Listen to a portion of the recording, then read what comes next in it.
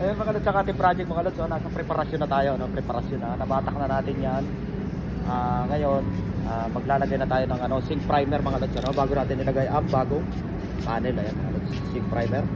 Napakita ko sa inyo ang ating preparasyon mga lods. Ayan mga idol, ang ating nakapreparasyon na mga lods. Mayroon na siyang zinc primer mga lods, may zinc primer na.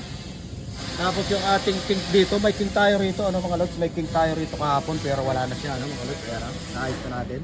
Mayroon din siyang kink dito sa ilalim pero wala na rin mga lods. Ayan. Tapos yung ating ikakabit na panel ay ito mga lods, bago na. Pininturahan na natin mga lods, pinapinturahan na natin ng kakulay nga, para pag nakabit natin, kaunti na lang ang kanila, ayan, para hindi na mga lods. At saka siyempre, tatanggalin na natin dahil nabugahan na natin siya ng zinc primer mga lods.